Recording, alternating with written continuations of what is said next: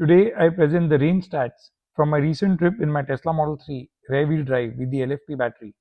This would also be useful documentation of the real-world range and efficiency of the Tesla Model 3 at peak summertime.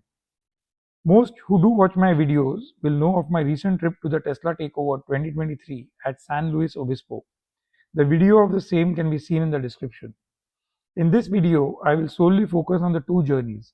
The first one from Cupertino to San Luis Obispo on the 29th of July 2023, which I will refer to as Trip 1, and the return trip on the 31st of July 2023, which I will refer to as Trip 2 for the scope of this video. The Trip 1 started at 6:45 am and we reached our destination at the Madonna Inn, the location of the event at 11:29 am. However, I would like to highlight that we did have a 45-minute break en route, and that will show in the 4 additional miles. On the return trip, there was no break. We started that trip at 8:45 am and ended at 12:08 pm. To explain the experience in numbers, I have divided each trip in segments of 25% of the battery capacity, with the third and final segment being up to reaching the destination. In each segment, I present the miles traveled, the energy consumed in kilowatt hours, and the efficiency achieved in the segment in terms of miles per kilowatt hours. So both the trips have 3 segments each: the 100 to 75%, the 75 to 50%, and the final segment of 50% to the end of the trip in battery capacity. Additionally, at the end of each segment, I present the then projected distance to destination and the prevalent temperature at the time. This is not a perfectly scientific loop style range test, as the journeys were both on different dates, though the conditions, particularly the temperature, was quite the same in both the trips, of around 70 to 73 Fahrenheit. At the same time, elevation, if any, may have been negated by the return trip, as the route to and from was exactly the same. And as in fact did happen in the segment 3 of trip 1 and the segment 1 of the trip 2. The two trips were identical, minus the break we had in the trip 1 and the brief traffic we experienced in trip 2. As seen in numbers, both do not seem to have caused any major disparity. I did not record any wind speed, but both the trips were done at a steady 69 miles per hour. The test was also not conducted from 100% to 0% of the battery, as is customary for electric vehicle range tests at a steady 70 miles per hour. EPA range tests are combined of both highway and city driving, and the range reported is hence likely to be higher than a pure highway range test like this one. It is the highway range test that is important, as that's where users most commonly experience anxiety. This chart shows the data of the two trips. The trip 1 on the 29th of July 2023 started at 6:45 am and the Tesla navigation projected 193 miles to the destination. The trip started at 100% state of charge from home. In the segment 1 of trip 1, from 100 to 75% of the battery capacity, we traveled 68 miles, consumed 14 kilowatt hours of energy for an efficiency of 4.86 miles per kilowatt hour. At this stage, the navigation projected an additional 126 miles to the destination. The temperature was 58 Fahrenheit at the time, which was 8:48 am. In the segment 2 of trip 1, from 75% to 50%, we traveled 61 miles, consuming the same 14 kilowatt hours of energy for a reduced efficiency of 4.36 miles per kilowatt hour. The clearly visible fact to me was the temperature, which at this time had climbed to 73 Fahrenheit. The navigation projected 64 miles to destination and the time was 9:43 am. In the segment 3 of trip 1, from 50 to 25%, we traveled 68 miles to reach our final destination, consumed exactly the same 14 kilowatt hours of energy for an efficiency of 4.86 miles per kilowatt hour again. Similar to the segment 1, the time at this point was 11:29 am. The temperature was slightly higher at 77 Fahrenheit and the projected remaining distance was nil. So there was clearly no discrepancy or inconsistency in the projection or the actual range.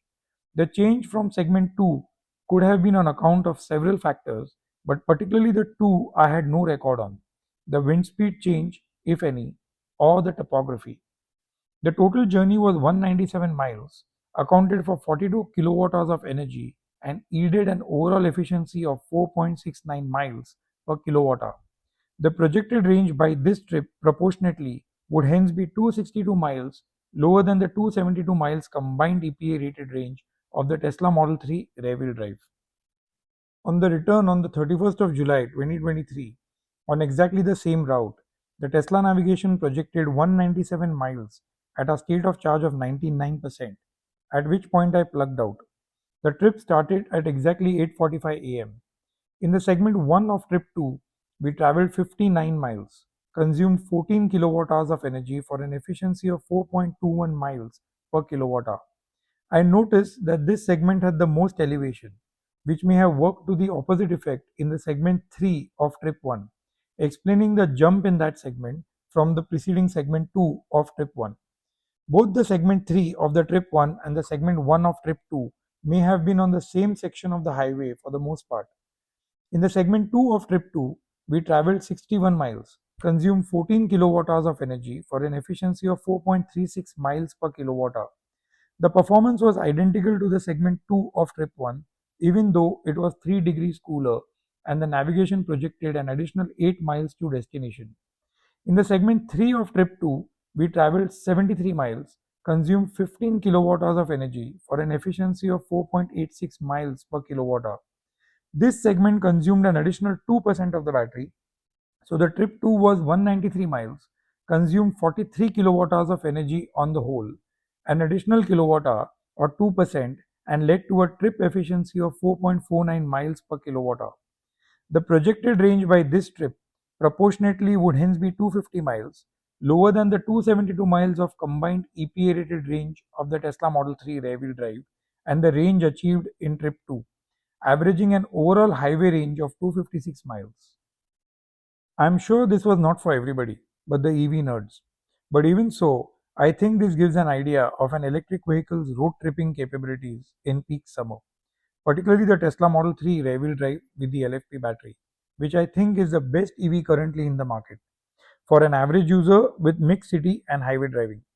In the entire trip, as is so common in California, I was not required to do any supercharging, for that matter even paid charging. The hotel I stayed offered free level 2 charging and that sufficed. On a different note, there has been some conversation around the range projections of Tesla following the Reuters article. The thing I wanted to say is that surely some of the things in the article, like setting up a diversionary team to inappropriately close customer complaint calls, is wrong, and if found true, should be punished. But the range of any car with any fuel type is a moving target, dependent on numerous variables: topography, driving styles, weather and climate, individual battery chemistries, and many more things. The projections made by automakers are ultimately a calculation on these variables. So it's important that we users understand it. And I personally believe that though higher EV range is going to assist the growth of the EV industry, fundamentally it's always going to be comfortable with adequate charging infrastructure. I like to repeat this as frequently as I can. Surely, there are individual applications like towing which would benefit from larger batteries and range. With daily driving, conversely, more charging infrastructure leading to smaller battery packs could make EVs affordable, sustainable, and safer. I hope you like this video. I will document and share more of my experiences and content. Until the next one, take care.